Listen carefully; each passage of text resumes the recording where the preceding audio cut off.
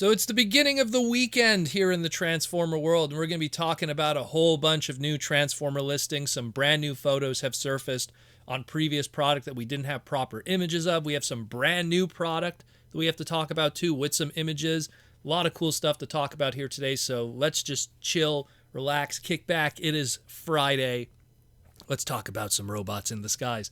So the first thing we're going to be covering is some Transformer listings that have surfaced courtesy of JT Prime 17. Now, these listings here primarily are San Diego Comic-Con stand-in listings. We don't have any indication of what these might relate to. We just know they're SDCC. They're San Diego Comic-Con related.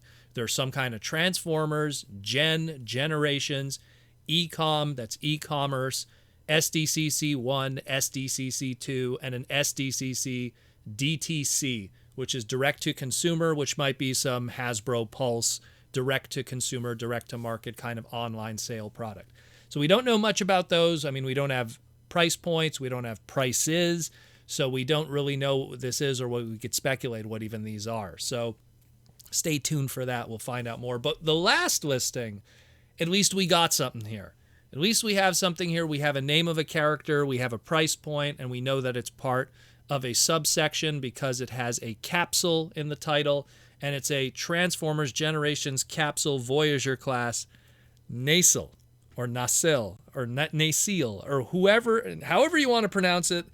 I've had this discussion with the people at BotCon back in the day how this was supposed to be pronounced.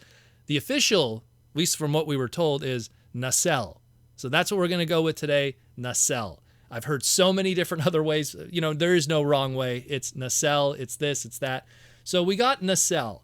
Now, who is Nacelle? What is the story with this? So way back in the day, where this all really spawns in a lot of ways, is Takara, when they were first doing Transformers localized there in Japan in 1985, they had a catalog scan.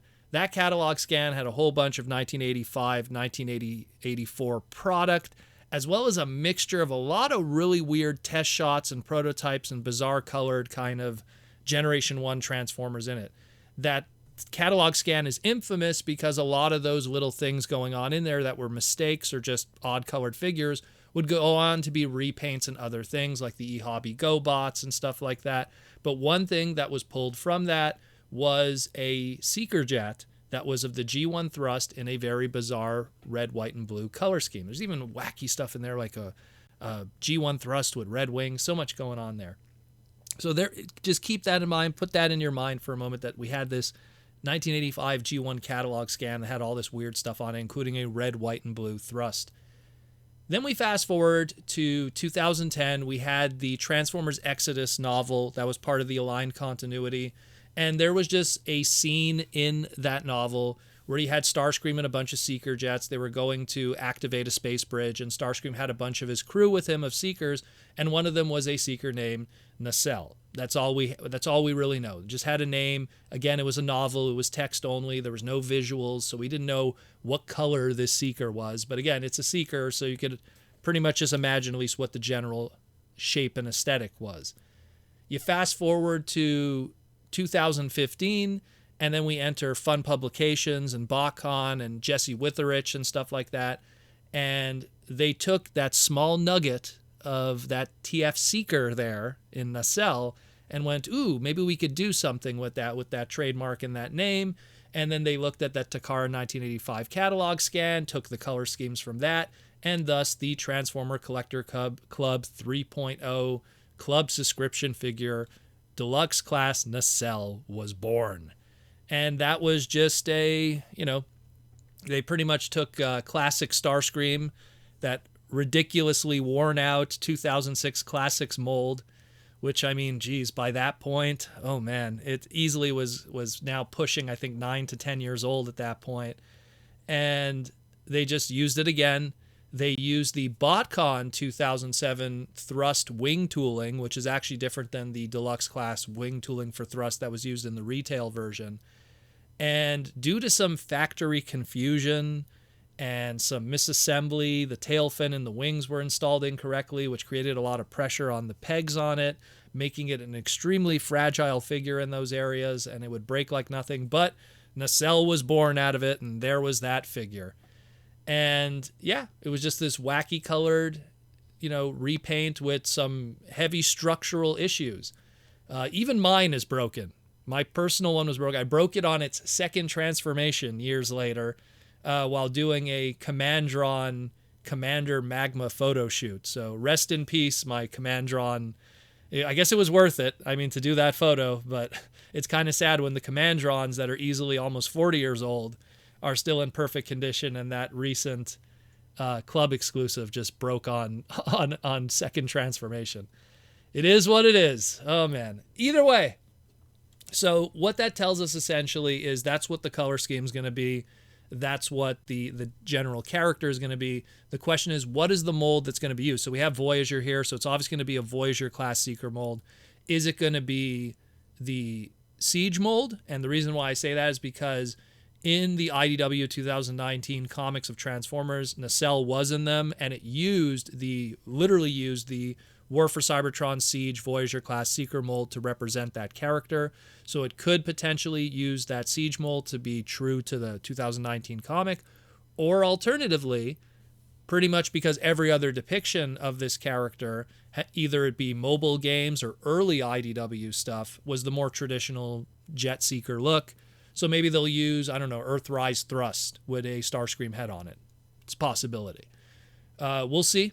We don't know. It says that it's part of a capsule, and it's going to be an Amazon exclusive. So like JT Prime said, it'll probably be some kind of Amazon exclusive subline, much like we got with Galactic Odyssey, Golden Disc Collection, The Wreckers, and so on and so on. So stay tuned for that, some kind of online Amazon exclusive for more Seekers for your growing Seeker collection.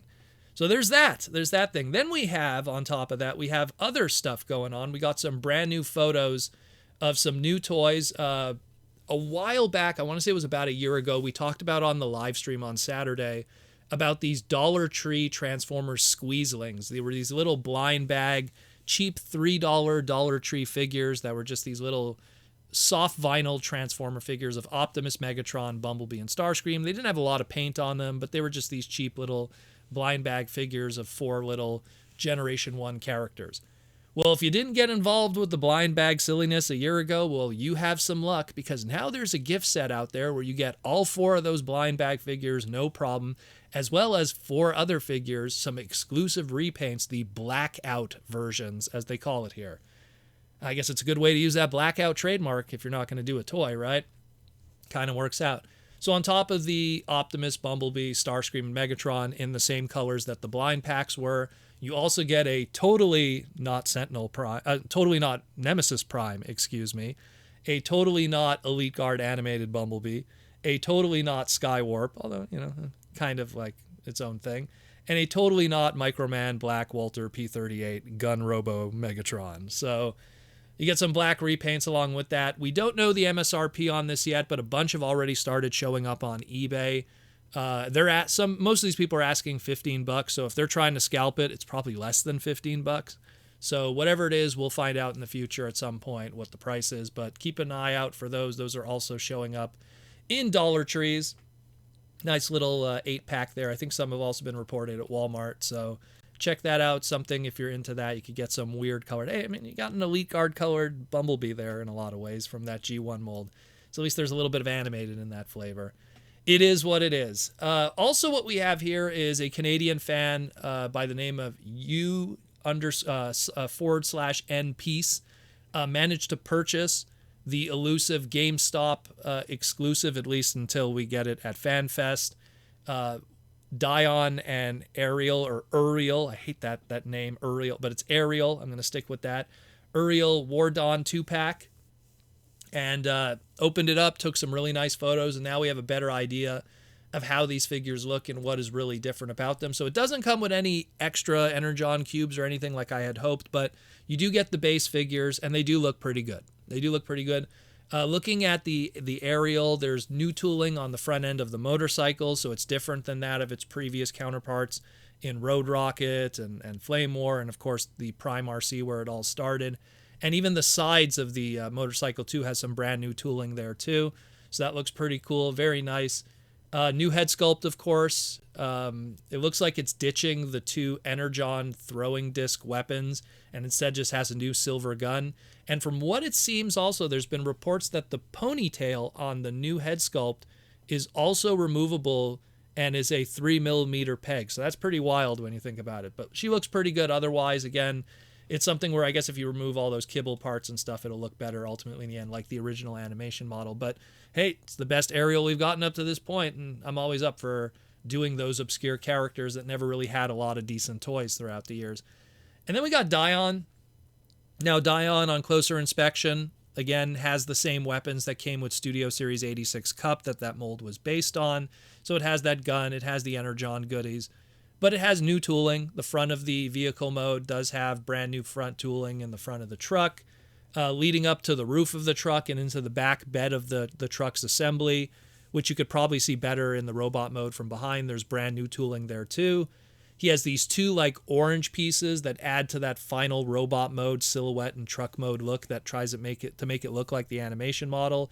They plug in on the back of the truck separately in truck mode, and then could be unattached and then replugged into the back of the robot mode from that new truck bed tooling to give that final silhouette for the robot mode to make it look different than, let's say, Cup or Orion that we got up to this point from that mold. The new Dion head is on there on top of it, so it looks pretty good. And it still has that Cup losing his limbs feature.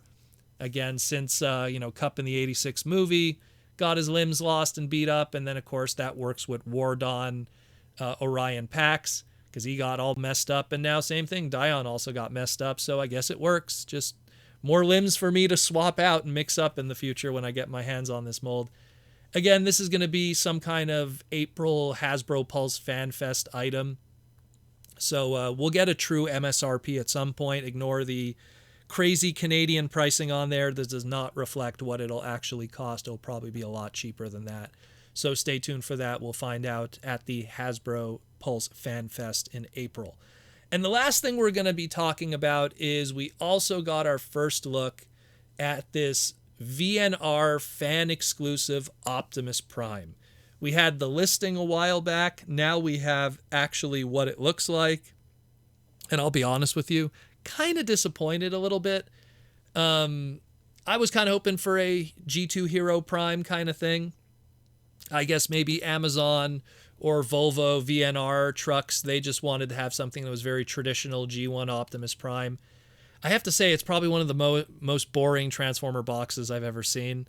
I mean, at least with something like Generation Selects with their corrugated cardboard and everything, that's because of cost and keeping it cheaper and everything.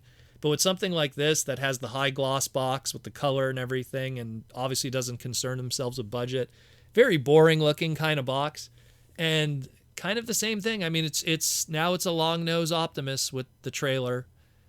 And yeah, whatever. I mean, you're better off getting the holiday version in all honesty, because that's at least more unique and I guess just fun and interesting. Hey, if you really dig this, hey, it's for you. That's awesome. I'm happy for you. I would have really liked if they went with something a little more unique, the combat hero colors, maybe somehow getting, that ion blaster that Optimus has, have that mounted on his shoulder, have some kind of fun with that would have been cool, but it is what it is. Can't be helped. And that's it more or less for the news that we have today. Let me know what you think. Again, tomorrow we have the Transformers Slag podcast Saturday night live stream. Be sure to come check that out too. We'll probably have some updates on some of this stuff that we talked about today and all the other stuff we talked about earlier this week, as well as take some super chats, hang out with the fans, and just relax that evening in the Transformer world. Thank you again for coming on the Transformers Slag podcast. I hope you learned something, and I'll talk to you again real soon.